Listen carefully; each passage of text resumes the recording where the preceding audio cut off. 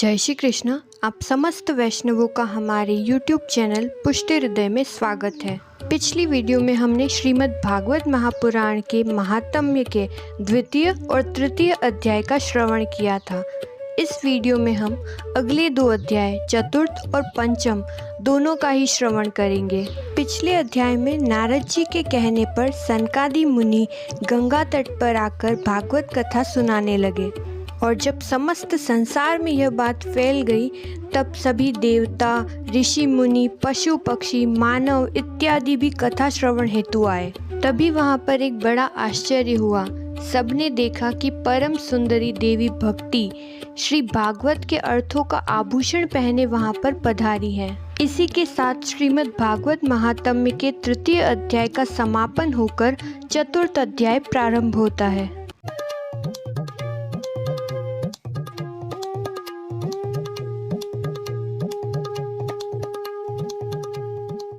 चतुर्थ अध्याय के प्रारंभ में ही सूत जी कहते हैं, हे मुनिवर, उस समय अपने भक्तों के हृदय में अलौकिक भक्ति का आगमन देखकर भक्त वत्सल प्रभु भी अपना धाम छोड़कर वहां पर पधारे। और प्रभु के रूप का वर्णन तो किस प्रकार से करें, मानो करोड़ों कामदेवों की रूप माधुरी छीन ली थी। उनके गले में वनमाला, श्री अंग श्याम वर्ण, उस पर मनोहर पीताम्बर, कटी प्रदेश करधनी की लड़ियों से सुसज्जित था। सिर पर मुकुट, कानों में कुंडल की झलक देखते ही बनती थी।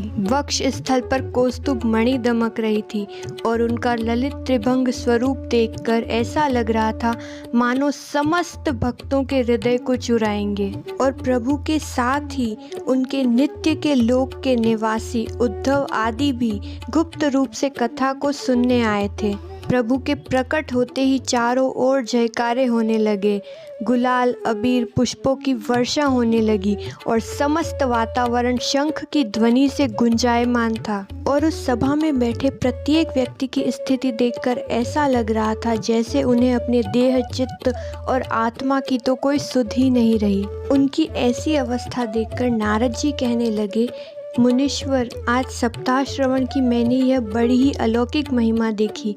यहाँ तो जो बड़े, मूर्ख, दुष्ट पशु पक्षी हैं वे सभी अत्यंत ही निष्पाप हो गए हैं। और यह सब देखकर लगता है कि इसमें कोई संदेह नहीं कि कली काल में चित्त की शुद्धि के लिए भगवत कथा के समान दूसरा पवित्र कोई साधन नहीं है। नारद जी कहते हैं, हे मुनिवर, आप बड़े ही कृपालु हैं जिन्होंने संसार के कल्याण का विचार करके यह अत्यंत ही निराला मार्ग निकाला है। तब सनकादि मुनि कहते हैं कि इस संसार में जो लोग सदा ही तरह तरह के पाप किया करते हैं, निरंतर ही दुराचार में तत्पर रहते हैं और उल्टे मार्गों पर चलते हैं, इस कलयुग में सप्ताह यज्ञ से वे सभी पवित्र हो जाते हैं। माता पिता की निंदा करने वाले, तृष्णा से व्याकुल, अधर्मी, दूसरों की उन्नति देखकर जलने वाले और दूसरों को दुख देने वाले, मदिरापान, ब्रह्म हत्या, सुवर्ण की चोरी, पर स्त्री गमन और विश्वासघात आदि महापाप करने वाले भी छल से युक्त लोग इस कलयुग में यदि सप्ताह यज्ञ करते हैं तो वे देह से पवित्र हो जाते हैं। तब सनकादि मुनि कहते हैं कि नारद जी, हम आपको एक प्राचीन कथा सुनाते हैं जिसके श्रवण मात्र से ही सभी पाप नष्ट हो जाते हैं। पूर्व काल में तुंगभद्रा नदी के तट पर एक अनुपम नगर बसा हुआ था। वहाँ पर सभी वर्णों के लोग अपने अपने धर्मों का आचरण करते हुए सत्य और सत्कर्मों में तत्पर रहते थे। उस नगर में समस्त वेदों के विशेषज्ञ और समस्त शास्त्र कर्मों में निपुण एक आत्मदेव नामक ब्राह्मण रहता था। वह साक्षात दूसरे सूर्य के समान तेजस्वी था। वह धनी होने पर भी भिक्षाजीवी था, किंतु उसकी पत्नी सुंदरी होने पर भी हमेशा अपनी बात पर अड़ जाती थी और उसे सदा ही दूसरों की बातें करने में सुख मिलता था। वह झगड़ालू स्वभाव की थी किंतु गृह कार्य में निपुण थी। इस प्रकार वह दंपत्ति प्रेम और आनंद से निवास कर रहे थे। भोग विलास की समस्त सामग्री थी परंतु उन्हें संतान का सुख नहीं था। और धीरे धीरे जब उनकी अवस्था ढलने लगी तब उन्होंने संतान के लिए तरह तरह के पुण्य कार्य आरंभ किए। वे दीन दुखियों को गो, सुवर्ण, वस्त्र आदि का दान करने लगे। इस प्रकार धर्म मार्ग में उन्होंने अपना आधा धन समाप्त कर दिया। फिर भी उन्हें पुत्र या पुत्री का मुख देखने का सुख प्राप्त नहीं हुआ। एक दिन इसी चिंता में वह ब्राह्मण देव दुखी होकर घर से निकलकर वन को चल दिए। दोपहर का समय था, उन्हें प्यास लगी, तब वह एक तालाब पर आए और संतान के अभाव के दुख ने उनके शरीर को सुखा दिया। इसलिए थककर वे वहीं जल पीने लगे और 2 घड़ी विश्राम करने लगे। कुछ समय के पश्चात वहाँ पर एक सन्यासी महात्मा का आगमन हुआ। जब ब्राह्मण देव ने देखा कि वे महात्मा जल ग्रहण कर चुके हैं, तब वह उनके पास गए और चरणों में नमस्कार कर कर रोने लगे। तब सन्यासी ने कहा कि हे ब्राह्मण देव, आपको ऐसा कौन सा दुख है और कौन सी चिंता है जिसके लिए आप इतना रो रहे हैं। तब उस ब्राह्मण ने सन्यासी को अपनी सारी व्यथा सुनाते हुए कहा कि संतानहीन जीवन जीना तो धिक्कार है, इसलिए यहाँ मैं प्राण त्यागने हेतु आया हूँ। मैं जिस भी गाय को पालता हूँ वह भी संतानहीन हो जाती है। जो पेड़ में लगाता हूँ उस पर भी फल फूल नहीं आते। मेरे घर में जो फल आता है वह भी जल्दी सड़ जाता है। जब मैं ऐसा अभागा और पुत्रहीन हूँ, तब मैं ऐसा जीवन जीकर क्या करूँगा। इतना कहते ही वह ब्राह्मण पुनः व्याकुल होकर जोर जोर से रोने लगे। तब उन सन्यासी ने कहा कि मैंने तुम्हारा प्रारब्ध देखा है और उसके अनुसार 7 जन्म तक तुम्हें संतान का सुख प्राप्त नहीं हो सकता और तुम विवेक का आश्रय लेकर संसार की वासनाओं को त्याग दो। पूर्व काल में राजा सगर एवं अंग को भी संतान के कारण दुख भोगना पड़ा था। अब तुम भी कुटुंब की आशा छोड़कर संन्यास ग्रहण करो। संन्यास में ही सभी प्रकार का सुख है। तब वह ब्राह्मण कहने लगे कि हे महात्मा, विवेक से मेरा क्या होगा। यदि आप मुझे संतान प्राप्ति का आदेश नहीं दे सकते तो मैं आपके समक्ष मूर्छित होकर प्राण त्याग दूंगा। और जिसमें पुत्र तथा स्त्री आदि का सुख प्राप्त न हो, ऐसा संन्यास तो निरस है। तब वह सन्यासी बोले, हे ब्राह्मण, विधाता के लिखे लेख को मिटाने के कारण राजा चित्रकेतु को भी बहुत ही कष्ट भोगना पड़ा था। जब उन सन्यासी ने देखा कि ब्राह्मण आत्मदेव तो किसी प्रकार से भी हट नहीं छोड़ रहे हैं, तब उन्होंने उसे एक फल देकर कहा कि इसे तुम अपनी पत्नी को खिलाना, इससे उसके एक पुत्र होगा।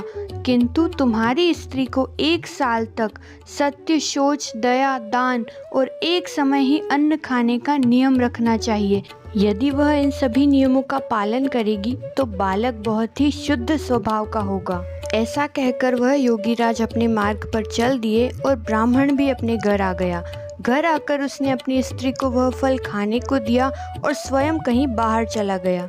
उस ब्राह्मण की पत्नी तो स्वभाव से ही कुटिल थी। वह रो रो कर अपनी एक सखी से कहने लगी कि मुझे तो बड़ी चिंता हो गई है, मैं यह फल नहीं खाऊंगी। यदि मैं यह फल खा लूंगी तो नियम अनुसार मेरा खाना पीना भी कम हो जाएगा और इससे मेरी ही शक्ति क्षीण हो जाएगी। और इतने कठोर नियम का पालन करके तो प्रसव का दर्द भी मुझसे सहन नहीं होगा। तो भला मैं बच्चे का लालन पालन किस प्रकार से करूंगी। मन में तरह तरह के कुतर्क उठने से उसने वह फल नहीं खाया। और जब उस ब्राह्मण ने घर आकर पूछा कि फल खा लिया, तब उसने हाँ कह दिया। एक दिन उसकी बहन उसके घर आई। तब उसने अपनी बहन को सारा वृतांत सुनाया और कहा कि मेरे मन में बड़ी चिंता है और इस दुख के कारण मैं दिनों दिन कमज़ोर हो रही हूँ। तब बहन ने कहा कि मैं भी गर्भवती हूँ और प्रसव होने पर यह बालक मैं तुझे दे दूँगी।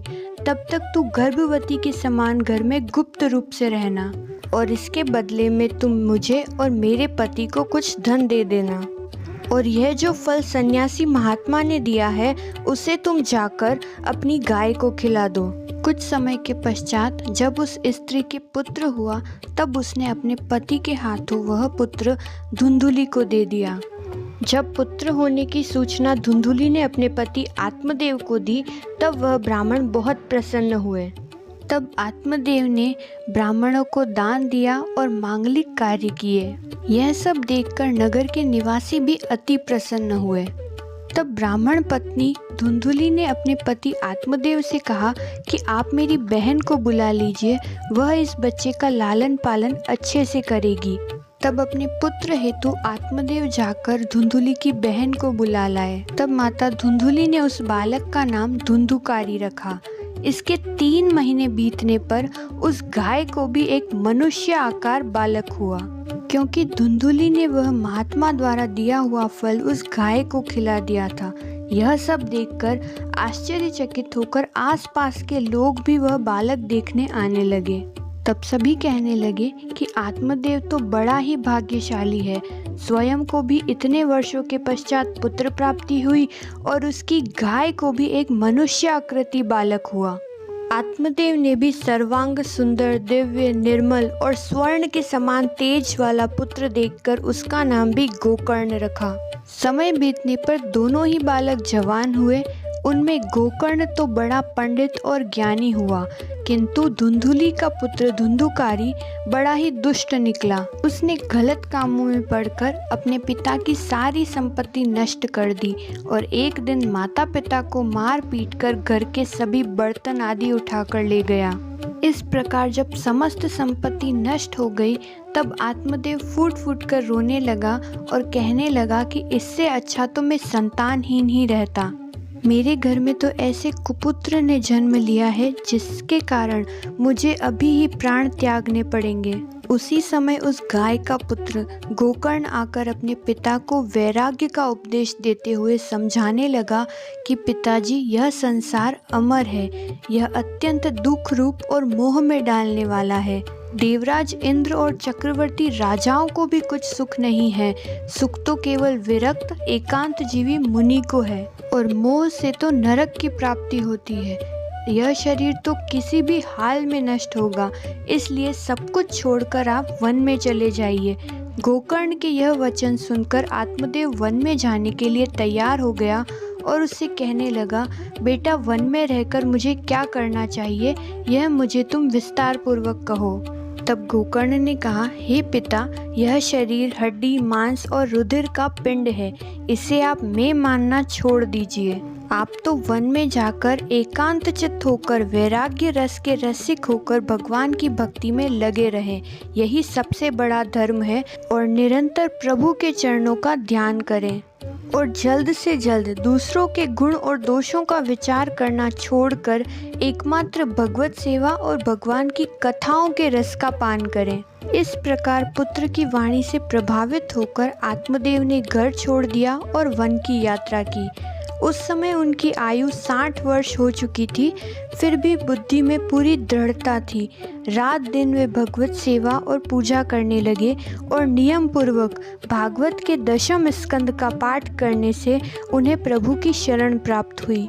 इस प्रकार भागवत महापुराण के महात्म्य के 4th अध्याय का पूर्ण होने पर 5वें अध्याय में सूत जी कहते हैं कि हे शौनक जी, पिता के वन में चले जाने से धुंधुकारी ने अपनी माता को बहुत पीटा और उससे पूछा कि बता धन कहाँ पर रखा है। उसकी धमकी से डरकर पुत्र के उपद्रवों से दुखी होकर माता रात्रि के समय में ही कुएं में जाकर गिरी और इससे उसकी मृत्यु हो गई। और परम योगी गोकर्ण जी भी तीर्थ यात्रा के लिए निकल गए। इसके पश्चात धुंधुकारी भी अन्य स्त्रियों के साथ घर में रहने लगा और भोग सामग्री जुटाने में उसने अपनी बुद्धि नष्ट कर दी और वह क्रूर कर्म करने लगा। वह काम में इतना अंधा हो गया कि जहाँ तहाँ से धन चुराकर सुंदर वस्त्र, आभूषण आदि लाकर उन स्त्रियों को देने लगा। चोरी का माल देखकर रात्रि के समय स्त्रियों ने विचार किया कि यह तो नित्य ही चोरी करता है, इसलिए इसे किसी दिन अवश्य ही राजा पकड़ लेंगे और सारा धन छीनकर निश्चय ही प्राण दंड देंगे। और जब एक दिन इसे राजा के सैनिक मारेंगे, उससे अच्छा है कि धन की रक्षा के लिए गुप्त रूप से इसको हम ही मार डालें। इसकी मृत्यु करके हम भी अन्यत्र कहीं चले जाएंगे। यह सब निश्चय कर कर उन्होंने सोए हुए धुंधुकारी को रस्सियों से कसकर बांध दिया और गले में फांसी लगाकर मारने का प्रयत्न किया। जब इससे उसके तुरंत प्राण नहीं छूटे, तब उन्हें बड़ी चिंता हुई और उन्होंने उसके मुख पर दहकते हुए अंगारे डाले। इससे अग्नि की लपटों से छटपटा कर धुंधुकारी वहीं मृत्यु को प्राप्त हुआ और धुंधुकारी के शरीर को उन्होंने एक गड्ढे में गाड़ दिया। उनके इस कुकर्म का किसी को पता नहीं चला और जब लोग उनसे पूछते तब वे कह देती कि वे कहीं दूर गए हैं, इसी वर्ष के अंदर लौट आएंगे। बुद्धिमान पुरुष को ऐसी दुष्ट स्त्रियों पर कभी विश्वास नहीं करना चाहिए। इनकी वाणी तो अमृत के समान हृदय में रस का संचार करती है, किंतु हृदय छुरे की धार के समान तीक्ष्ण होता है।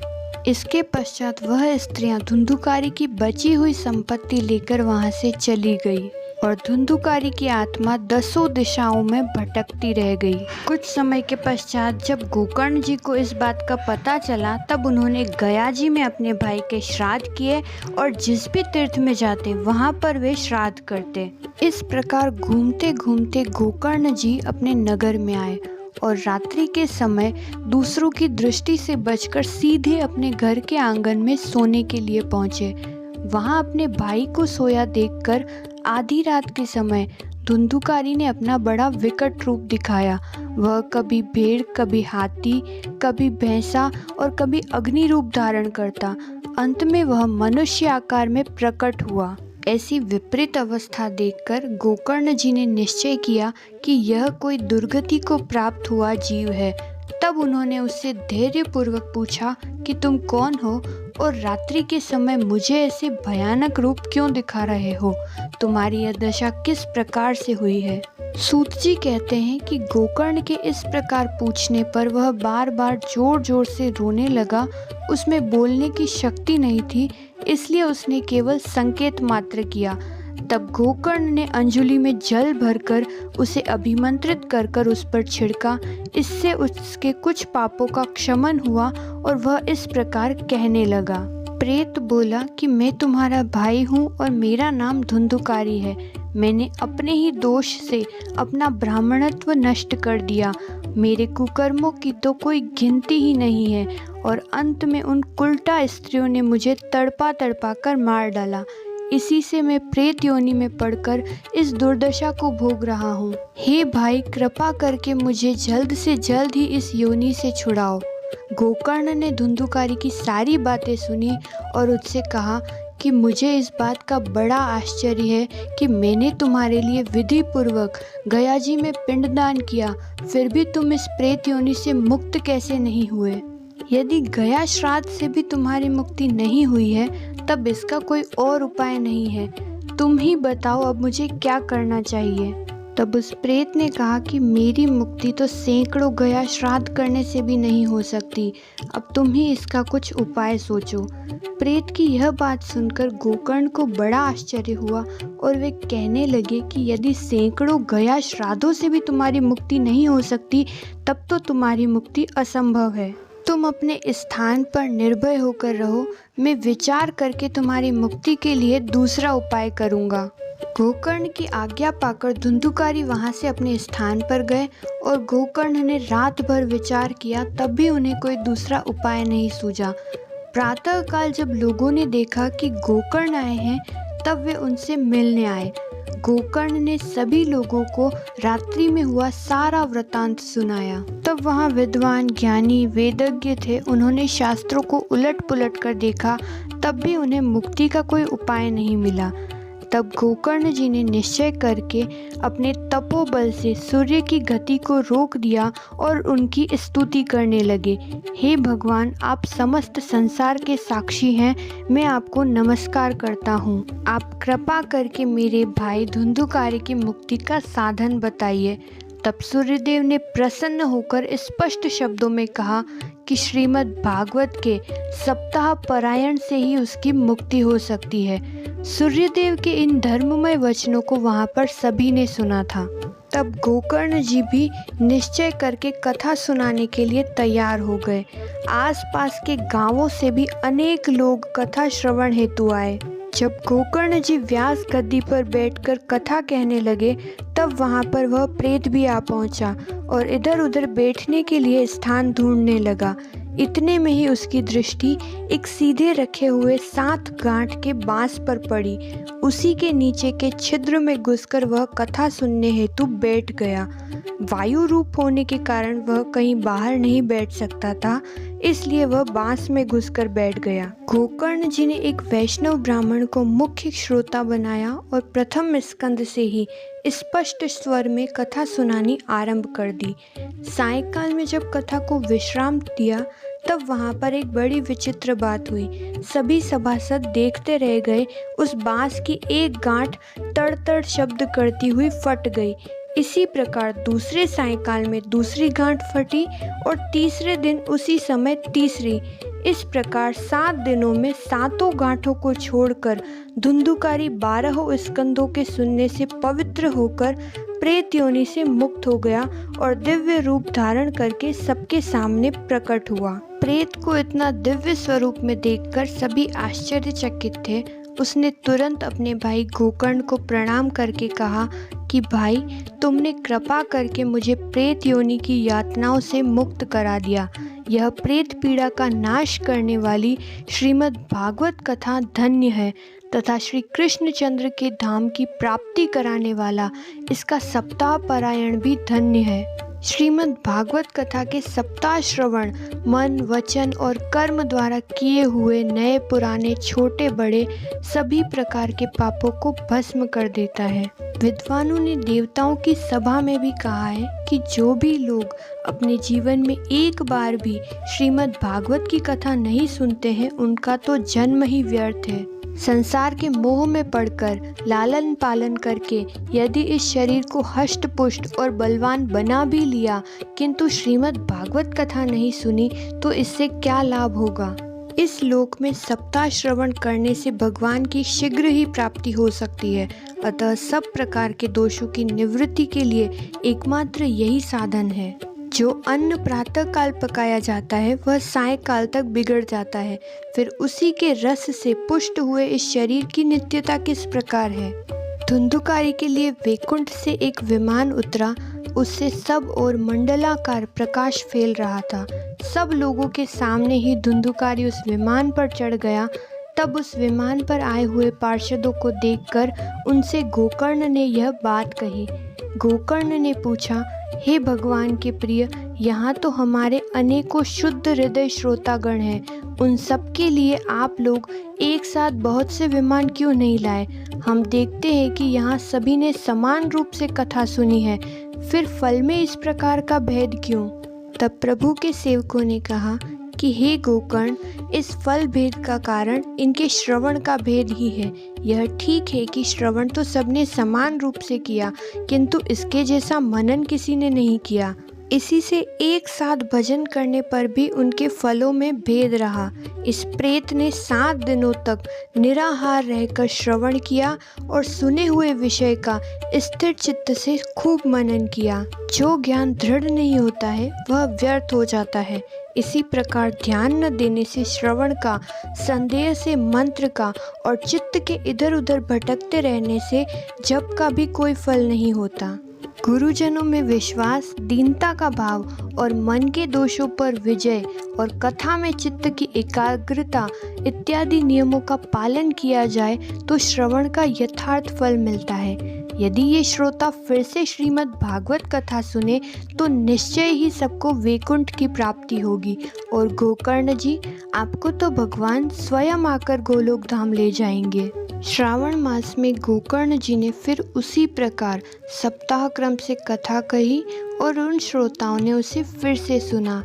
नारद जी इस कथा की समाप्ति पर जो कुछ हुआ वह सुनिए। वहाँ भक्तों से भरे हुए विमानों के साथ भगवान प्रकट हुए और सब ओर से खूब जय जयकार और नमस्कार की ध्वनियाँ होने लगी।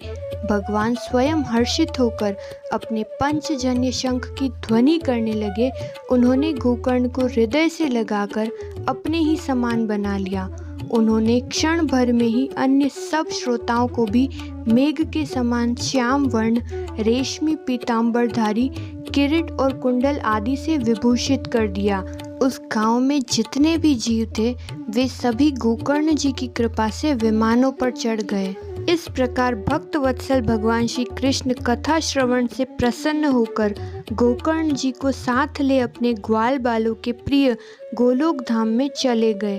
पूर्व काल में जैसे अयोध्यावासी भगवान श्री राम के साथ ही साकेत धाम पधारे, उसी प्रकार भगवान श्री कृष्ण उन सबको योगी दुर्लभ गोलोक धाम में ले गए, जिस लोक में सूर्य, चंद्रमा और सिद्धों की कभी गति नहीं हो सकती, उसमें वे श्रीमद् भागवत श्रवण करने से ही चले गए थे। हे नारद जी, सप्ताह यज्ञ के द्वारा कथा श्रवण करने से जैसा उज्जवल फल संचित होता है, उसके विषय में तो हम आपसे क्या ही कहें। जिन्होंने अपने कर्णपुट से गोकर्ण जी की कथा के एक भी अक्षर का पान किया, वे फिर कभी अपनी माता के गर्भ में पुनः नहीं आए।